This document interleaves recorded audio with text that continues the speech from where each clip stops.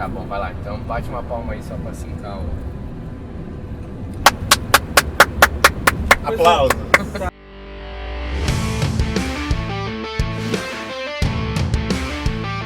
Você está ouvindo o Meditar Podcast. Olá, senhoras e senhores, eu sou o Joey e hoje a gente está com um convidado mais que especial.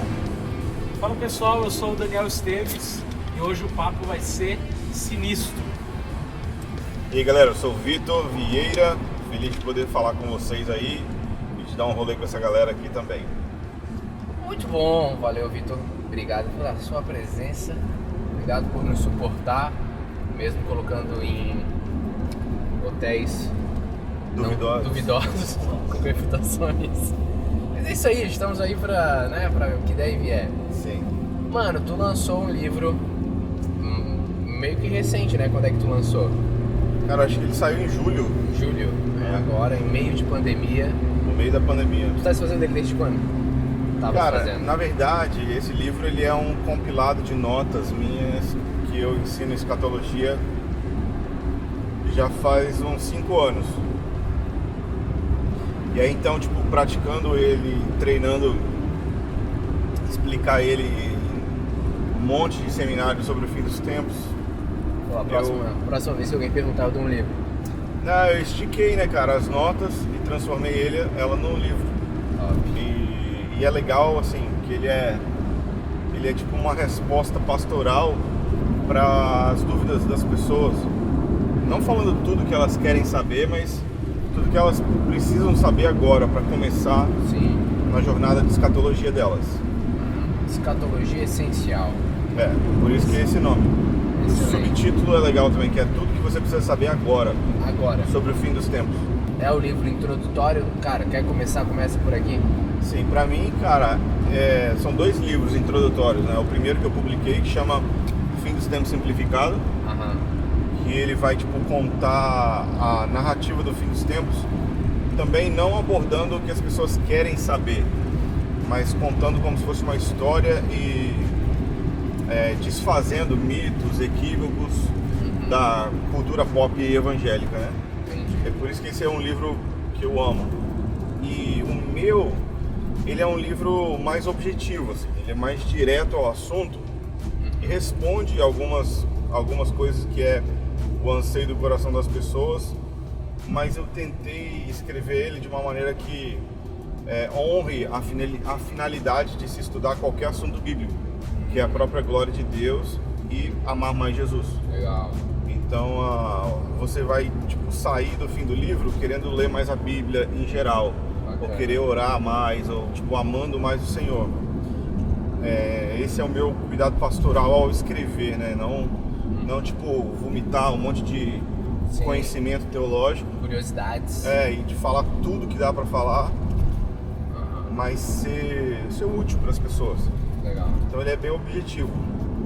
Cara, nesses tempos de pandemia e fim do mundo, ele é um assunto, escatologia é um assunto que vem muito à tona, né? Eu lembro do 11 de setembro. E quando aconteceu o 11 de setembro, a igreja pirou, assim, né? Então veio de novo assim, meu Deus, o fim do mundo, a grande Babilônia caiu, aí pronto, Nova York tinha virado a Babilônia, Sim. tal, e aí era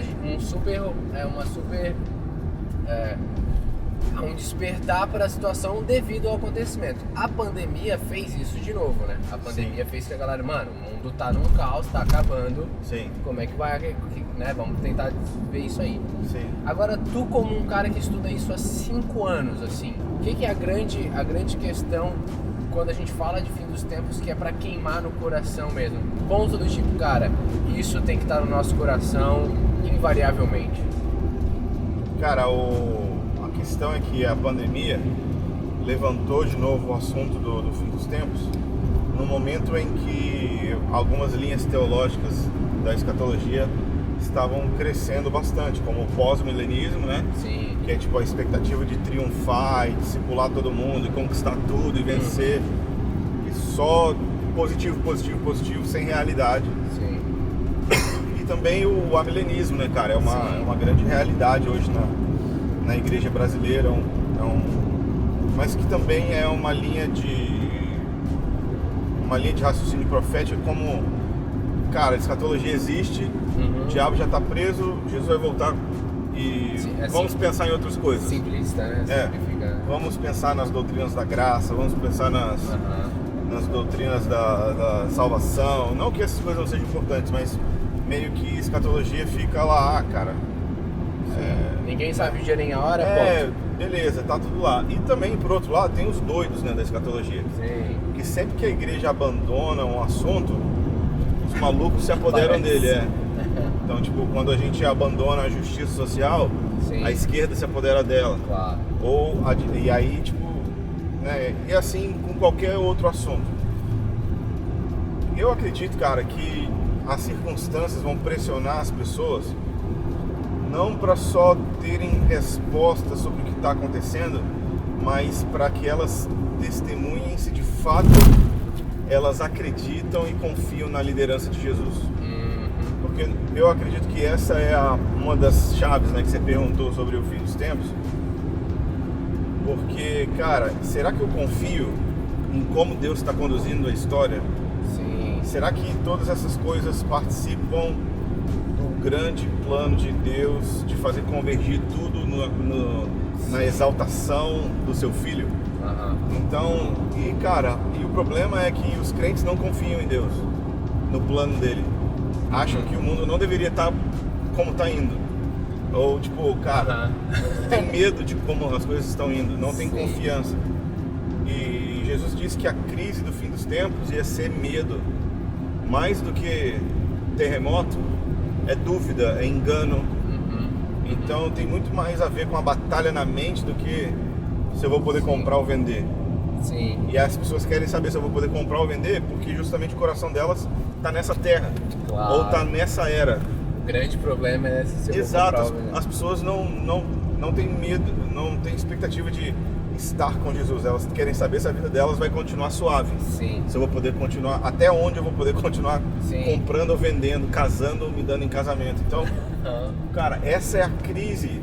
E eu acredito que, mano, Jesus levantou essa bola através da pandemia. E isso ofende a mente do homem, porque a gente acha que Jesus só faz coisas bonitas, rosas, confortáveis. Mas Jesus usa as crises, né? E ele, na verdade, permite que a gente passe por momentos de tribulação, de dificuldade, para que a gente confie na sua liderança, ame o seu plano. Mas se a gente não pensa, sabe, sobre o plano dele, sobre a liderança dele, a gente não vai confiar. Então, cara, eu acredito que é uma oportunidade única, né? E eu não acredito que vá baixar muito mais a tensão no universo, né? no planeta. A gente caminha para um... Eu acredito que as coisas vão ficar cada vez mais intensas. Eu acho que a gente entrou num ponto sem retorno, onde, cara, o pau vai quebrar, mano.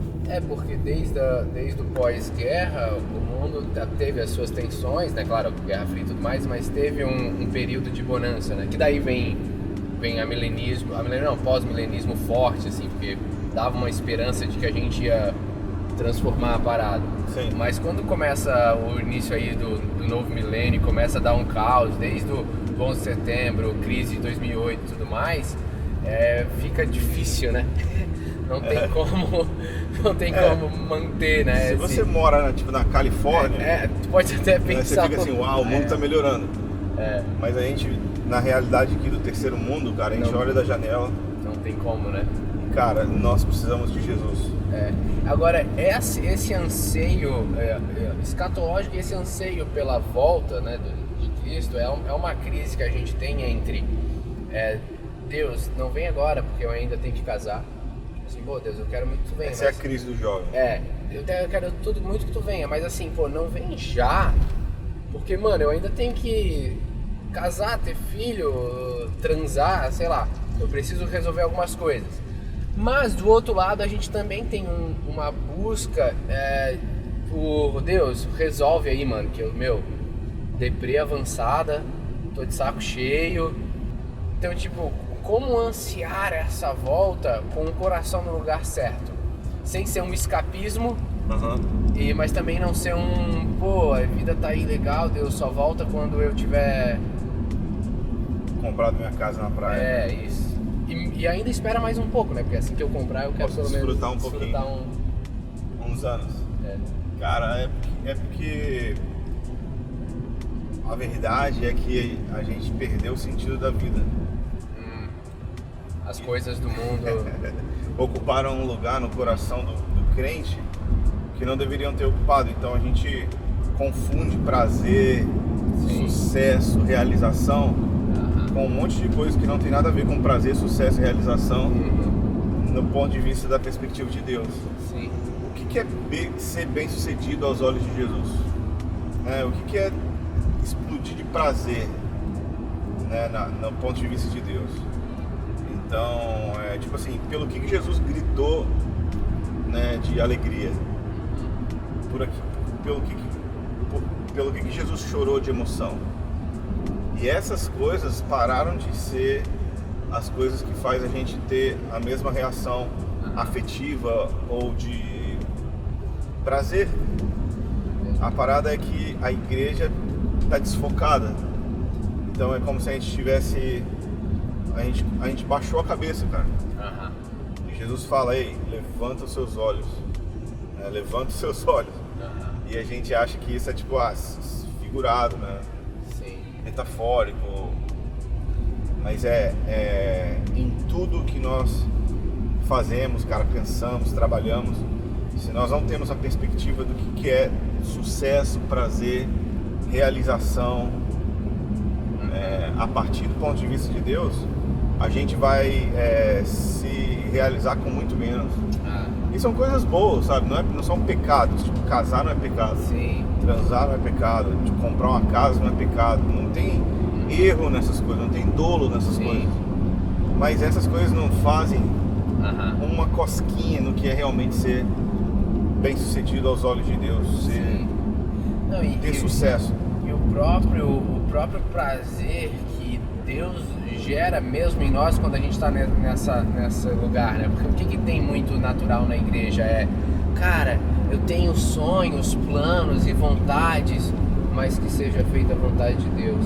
E quando a pessoa fala seja feita a vontade de Deus, ela brocha, assim, ela fica...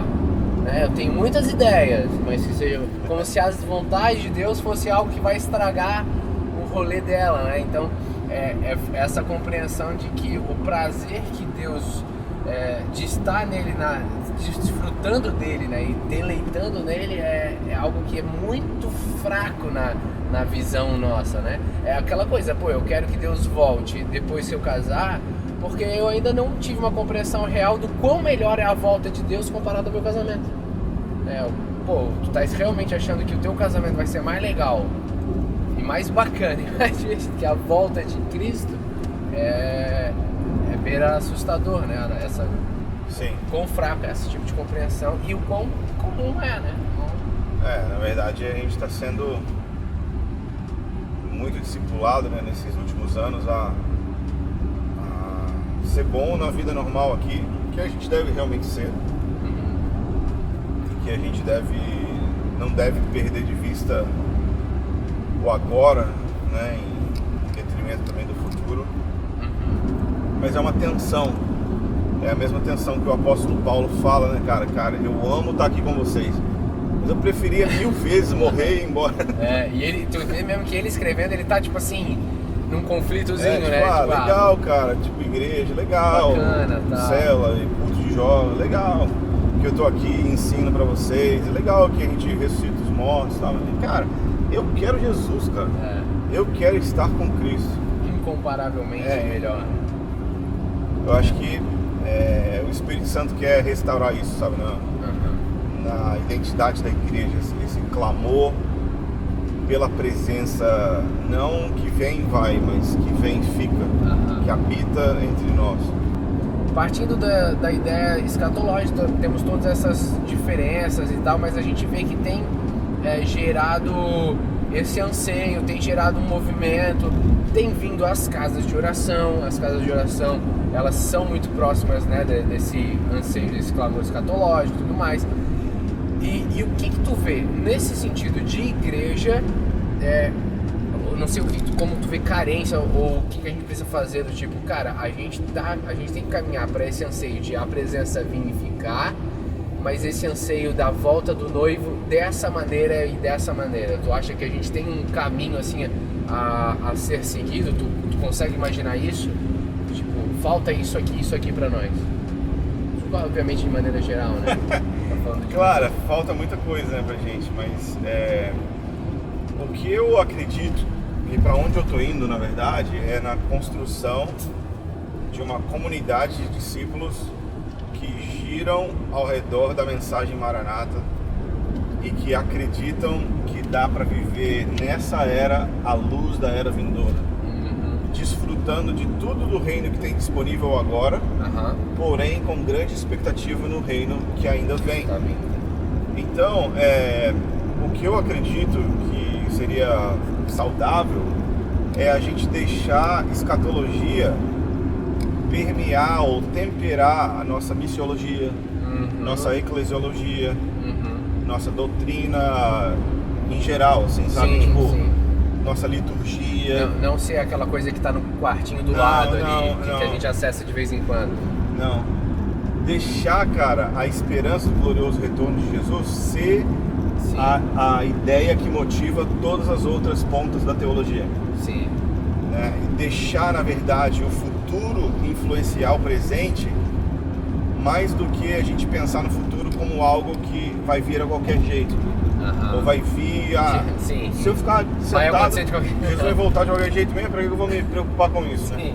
Mas pelo contrário, eu faço missões, eu vendo tudo que eu tenho e vou para um povo não alcançado por causa do glorioso dia. Ou eu trabalho, faço faculdade, estudo e sou um PhD monstro por causa daquele glorioso dia. E eu faço, crio os meus filhos, boto eles nas escolas e boto eles em projetos de pesquisa, ajudo eles a plantar árvores porque Jesus está voltando. Ou qualquer outra coisa que eu faço, cara, eu componho, eu escrevo, eu filmo, eu faço arte, eu escrevo poesia, qualquer coisa que eu faço é permeado pela esperança. Então, eu acho que quando a esperança do futuro invade o presente, cara, eu acho que é o tipo de crente que tem um brilho nos olhos diferente. É mais do que um crente tantã que vive com medo do futuro e tipo assim, abandonou agora. E também é diferente de um crente que não tem expectativa no futuro. Ou que tá tipo assim, quando você conversa com ele e com um coach ou um empresário não crente, é a mesma coisa. Tipo assim, o cara tem os mesmos medos, mas ele tem também as mesmas ambições, as mesmas ganâncias, sabe? Sim. Então eu acredito que a mensagem Maranata e a perspectiva do futuro do glorioso retorno de Jesus é o que faz a igreja ficar em chamas e proclamar a mensagem do evangelho até a última fronteira, né? É muito mais motivador do que simplesmente o fato de que a gente vai discipular todas as nações, ou que a gente vai vamos completar a grande comissão na força do nosso braço. Mas a expectativa de que, cara, ele vem, ele está vindo. Eu acho isso é interessante porque tem muitos detalhes sutis. Eu tava pensando esses dias, aquele exercício, sabe, quando tu estás meio assim, tu fala, não, eu quero trazer à memória aquilo que me dá esperança. E por reflexo, tu tenta trazer à memória, tipo, dias legais. Minhas promessas proféticas. Coisas assim, não, isso aí que me dá esperança. E não vem, né? Eu quero trazer à memória o que me dá esperança, e a minha esperança é o retorno glorioso do Rei. Né? E naturalmente na igreja tu fala, traz a memória que te dá esperança, aí tu... Esperança que é tipo o 13º. Aí tu lembra dos dias legais. Férias. Daqui a pouco vai ter férias. Isso é o que te dá esperança. Então é sutil, né? Mas assim, tu vê que tá... O Paulo, ele condena, mano, condena isso de uma maneira muito forte, que ele fala que, cara, se a nossa expectativa tá só nessa vida, somos nós mais infelizes dos homens. Exato, a gente é infeliz. E ele conecta a melhor esperança, ou a esperança abençoada, com o retorno de Jesus. Sim, obrigado. Então Paulo, ele arregaça esse conceito de falsa esperança, falsa paz, falsa alegria. E ô Vitor, dado tudo isso daí que você falou, a gente entende que escatologia molda muito a nossa cosmovisão, escatologia molda muito para onde a gente está indo, o que a gente faz, como a gente faz missões, como a gente lidera os jovens, muda tudo no que diz respeito à igreja, certo? Só que a gente vem de uma galera que nossos pais e pastores são, em sua infinita e esmagadora maioria, são dispensacionalistas, que creem que nós não podemos ser deixados para trás, toda aquela parada. E quando o jovem, ele entende escatologia, ele entende que muda tudo que está em sua volta, muda sua cosmovisão, muda tudo isso, o que um jovem deve fazer para chegar no seu pastor com humildade e falar: pastor, eu acho que o senhor está equivocado? Porque se o cara, se a visão daquilo que é o retorno glorioso de Jesus e aquilo que é a nossa esperança muda para onde a gente está indo, muda a forma como a gente lidera jovem, muda a forma como a gente faz missão, então se eu estou num lugar que não pensa isso, eu estou num lugar errado. Eu acho que não, na verdade não. Eu acho que a última coisa que um jovem deve fazer é procurar um pastor para falar que ele está errado. E eu acho que é a maior burrice alguém chegar achando que vai ganhar qualquer pessoa pelo argumento. Primeira coisa que a gente ensina, cara, é nunca cultivar um espírito de debate, ou nunca abordar esse assunto como se ele fosse questão de certo ou errado, ou eu preciso te mudar. Sim. Então, eu acredito, cara, que vidas inspiradoras provocam mais perguntas e são um testemunho muito mais forte do que bons argumentos. Então, um jovem, ele deve viver para a glória de Deus, no meio da comunidade onde Deus o colocou, porque eu não acredito que isso seja uma questão de salvação. Não, tipo, você não vai para o inferno, ou a igreja não está, tipo assim, redondamente equivocada, Sim. baseada nisso. Eu acredito que, cara, tem pessoas muito de Deus fazendo coisas gloriosas e eternas pro reino de Deus, que pensam diferente, que são dispensacionalistas. Claro. Então, não acho que esse seja tipo assim, caraca, bicho, estou numa seita e que sou um adorador do diabo e vai dar tudo errado. Então, cara, você tem tempo, mano. Você tem tempo pra poder demonstrar pelo testemunho prático de como que escatologia tá mudando a sua vida. E se alguém te perguntar, você fala por quê. Em vez de fazer, cara, Vitor, vem aqui, faz uma conferência para você pregar pro meu pastor e me ensinar para ele como é que é de verdade, porque eu li 2 livros e assisti 3 vídeos seu, cara, e tipo, cara, mudou minha vida, assim. Não, velho, não é assim. Não é assim, sacou? Então, a minha jornada pessoal, né, nesse assunto, cara, são 20 anos. Quando Deus me chamou e me perguntou: ei, o que você pensa sobre o fim dos tempos? Foram 20 anos atrás, literalmente. E cara, Deus tem paciência, mano. A gente precisa ter paciência com as pessoas. A gente precisa estender graça e misericórdia para elas. A gente precisa ser, sabe, pacificador. E a gente deve promover, pelo estilo de vida, né, influenciar pelo nosso coração de servo, para que, tipo, de fato a gente veja que a escatologia está moldando a nossa cosmovisão e a nossa eclesiologia, como que a gente faz igreja. Então, um cara que entende escatologia não é o cara que vai lá e desprega tudo, mas é um cara que vai e se inscreve para todos os ministérios de serviço, porque ele entendeu que na eternidade o grande é o menor, ou tipo que o primeiro é o último. E ele se alista para tudo que não é visto e faz de todo o coração como se fosse ao Senhor, porque ele sabe que o Senhor recompensa quando ele vem. Então, eu acho que a problematização que o jovem deve fazer é em ser disruptivo com a sua própria vida e não com a igreja e criticá-la completamente. Não sei, cara, isso é muito desanimador, mas... Não acho que é muito romântico só? Cara, é porque assim, quando a gente tem 20 anos, a gente acha que a gente vai mudar o mundo assim, né? E eu faz um pouco parte da sua função, achar que vai mudar o mundo. Exatamente, você tem que achar que você vai mudar o mundo. Só que a sabedoria tá em perguntar para algumas pessoas como é que era que eles conseguiram mudar o mundo com 20 anos. E aí você vai ver que ninguém conseguiu mudar o mundo com 20 anos. E você vai ver que eles entraram para os 30 com mais perguntas do que respostas. E aí, tipo, com 40 eles realmente entenderam, cara, eu acho que eu posso fazer isso aqui. Então eu não acho que é romântico, eu acho que é sábio. Eu acho que o teu princípio que tu falou, quando tu tem uma vida que baseada nisso que tu acredita, né, onde você vai se alistar para todos os ministérios de servir, gera perguntas. E isso eu achei legal. Tipo assim, mano, vai gerar perguntas. Por que você é assim? E respondendo essas perguntas, cara, ele tem uma visão que queima e isso faz sentido. Mais do que confrontar. Dentro do que o Dani falou, né?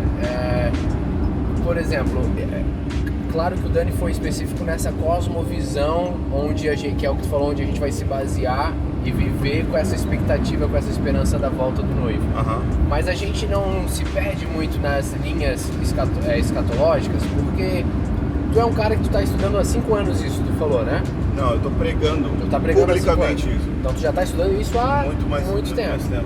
Então você é um cara que tem muita convicção no que você crê dentro dessa linha, correto? Correto. Então assim, tem coisas, né, que elas são muito diferentes, né? Pós-milenismo, né? O próprio milenismo, assim, tem muitos pensamentos diferentes. Eu gosto do primeiro cavalo, né? Do primeiro cavaleiro. Certo. Né? Que tipo, um tá dizendo que é Jesus, o outro tá falando que é o anticristo, né? Não é nem próximo as ideias, assim. Alguém tá muito errado no negócio. Mas, mesmo você já estudando bastante, você não acha que às vezes a gente é prepotente em achar que, mano, o que eu sei assim, por mais convicção que eu tenha, tipo, isso aqui é o que tá certo? Sim. Acho que, tipo... É assim, cara, eu tô falando a partir de um ponto de vista que eu sou pastor de uma igreja local tem 10 anos. Sim. Então, tipo assim, depois que você faz uns enterros, faz uns casamentos, depois você trabalha com uns divórcios e que coisas sérias acontecem na nossa vida, a gente é menos prepotente um pouco, por mais que a gente tenha convicção sobre aquelas coisas que a gente está falando. Então, eu acho, cara, que tipo assim, se um jovem quiser me desafiar de uma maneira positiva a pensar diferente e a dar uma guinada naquilo que eu estou fazendo, ele não vai fazer isso me convencendo teologicamente. Sim. Se eu olho para a vida dele e ele não está envolvido com nada que eu faço, ou em nada que a igreja propõe para ele, tipo assim, o cara não lidera uma célula, o cara não serve em nada, o cara só tem um ministério para fora, ou só quer ter um ministério para fora, o cara quer falar, mas não quer ouvir, e o cara não tá ali, tipo assim, anos e anos ouvindo, sentadinho ali. Cara, são essas coisas que pregam pra mim. Claro. Mais do que o cara abrir assim, olha aqui, cara, assiste esse vídeo, porque esse pastor aqui tá certo. Então, assim, é porque eu já tive, sabe? Sim, claro. Já vieram na minha sala falar, pastor, tá tudo errado, velho. E eu falei, que legal, cara, tá tudo errado. Ótimo. Sabe, tipo, vamos caminhar junto, me ajuda a mudar. Sim. Porque eu também sei, cara, que a gente precisa do poder explosivo do jovem. Claro. A gente precisa da energia, mas do mesmo jeito que eles têm essas características positivas, eles não têm outros. Claro. Né? Por exemplo, sabedoria. Sim. Então é muito importante uma geração conectar o coração com a outra. Sim, exato. E não ficar tipo, eu vou falar que te amo, mas não te amo. Na verdade, eu quero te mudar todo. Tanto do pai quanto com o filho. Claro. A gente precisa dessa conexão de coração entre as gerações para que elas não sejam rivais, nem se vejam como tipo assim, cara, o velho tá me atrapalhando a voar. Sim. Ou tipo, o jovem não sabe de nada, Não entendeu nada. E tem que ficar aí quieto. Não é isso também. Claro. Então, sem essa conexão de coração, né, as gerações elas não dialogam e a gente não tem futuro. Porque o que Deus fez na geração dos mais velhos morre com eles. Sim. E os jovens têm que começar do zero, claro, a partir de e aí não avança. Não tem continuidade, né, o Sim. mover de Deus. E se você reparar, cara, os moveres de Deus, eles duram enquanto o líder está vivo. E depois que ele morre, cara, passou tudo, porque não existe essa conexão de coração que proporciona continuidade. Sim. Então cara, eu apostaria tudo nisso, sabe? Eu preciso me arrepender muito de como eu lidei com alguns jovens. Porque, eu sei que eu não valorizei, eu sei que eu quis mudá-los, eu quis, colocar eles na minha forma. Então hoje, cara, eu vejo, por exemplo, a Igreja One, do Alessandro Vilas Boas. Sim. Cara, eu tive a oportunidade de pregar em duas das três. E, cara, os líderes são moleques de 20 e poucos anos. Sim. Casei faz 2 meses. Ou, cara, tenho 24 anos e, sei lá, já plantei essa igreja e tô me mudando caraca, eu fico olhando assim, mano, é disso que eu tô falando. Sim. É disso que eu tô falando, mas tem essa conexão de coração, de dialogar com os mais velhos e de respeitar Claro. Então eu vejo muito potencial e eu quero ver crescer, prosperar, avançar. E, cara, eu sou 100% favorável de ver o jovem arrebentando. Sim. É claro que, cara, beleza, o cara tá num contexto onde o pastor é uma topeira, sacou? Sim, claro, existem as situações específicas. Claro, todo mundo tem o seu absurdo, assim, você tá assistindo e você vai falar, cara, mas que você fala isso aí porque você não conhece meu pai, ou porque você não conhece meu pastor. Mas assim, eu tô falando em condições ideais ou funcionais. E até nesse sentido, como comentou lá no começo, né? Situações onde isso não é a questão da salvação, né? São visões diferentes, mas não é o... Cara, faz uma mensagem pra essa galera aí que tá te escutando, pra essa galera que tá te vendo, pra gerar esse clamor aí que tu tem empregado, tem gastado a vida falando, essa esperança do retorno e esse modo de viver aí, onde o jovem vai gastar a vida pelo que é eterno. Então dá uma mensagem pra galera e pra motivar a viver essa vida. Cara, o que eu queria deixar de inspiração pra você é não deixe não deixa você ser rotulado, né, pela mensagem que você está ouvindo agora e deixar isso, dizer quem você é. Então, você está tendo contato com a escatologia, não seja o menino da escatologia. Se você está ouvindo teologia reformada, não seja o reformado boy. Cara, seja segundo o coração de Deus e vai atrás das emoções dele. Porque se você vai atrás das emoções de Deus, você descobre aquilo que ele está enfatizando no seu dia, e aí você está sempre alinhado com o coração dele. Eu mesmo não me tornei o cara da escatologia indo atrás da escatologia, eu me tornei o que eu sou hoje indo atrás de Jesus. Eu era só um jovem que queria amar Deus de todo o coração, com tudo que eu tinha, de uma maneira irresponsável, e eu queria Deus.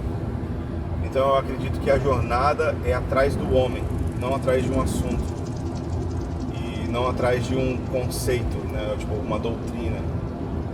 Então, mano, vai atrás do coração de Deus, de todo o coração, e Deus vai te achar lá. Você vai encontrar as coisas que estão no coração de Deus, e isso vai te mudar, isso vai transferir para você. Então, quando você vê o coração de Jesus, cara, ele está em chamas pelo glorioso dia dele. Isaías 63 fala: o dia da minha vingança estava no meu coração, Mas você só vê o dia da vingança quando você olha para o coração de Jesus. Mas você vê também que o mesmo Jesus, ele fala, cara, na casa do meu pai há muitas moradas, sabe? Então é a casa do pai também. Então tem diversas dinâmicas acontecendo no coração de Jesus, e se a gente for atrás disso, eu acredito que a gente vai ser bem sucedido. Amém. Glória a Deus. Aleluia, vamos tirar uma oferta agora, né? Vamos, isso é. Passa aí a bolsinha. Os irmãos podem vir aqui, né? Cara, dá as tuas infos aí. Tipo assim. Cara, eu tô no Twitter e no Instagram, no YouTube, Victor Vieira Org, em todas elas. Mas a parada mais legal de recursos que eu tenho é o aplicativo da minha igreja, que é a Base Org, que tá, cara, disponível para Android ou para iPhone. Você pode baixar no seu telefone, é de graça. E lá tem, tipo, sei lá, 300 mensagens em séries diferentes, um monte de conteúdo. A maioria dos conteúdos vai ter notas para você estudar, com as referências, vai ter perguntas para você interagir com as pessoas. Então é bem planejado para ser uma biblioteca de recursos para pessoas poderem amar mais Jesus. E cara, lá vai ter música, vai ter um monte de coisa, um monte de recurso legal, e-book grátis, cursos. Só você baixar a Base Org aí no seu telefone, ativar a notificação, né, para você receber a mensagem, e cara, vai valer a pena. Massa. Top. Obrigadão, bros. É nóis. isso. That's all, folks. That's all. Já é.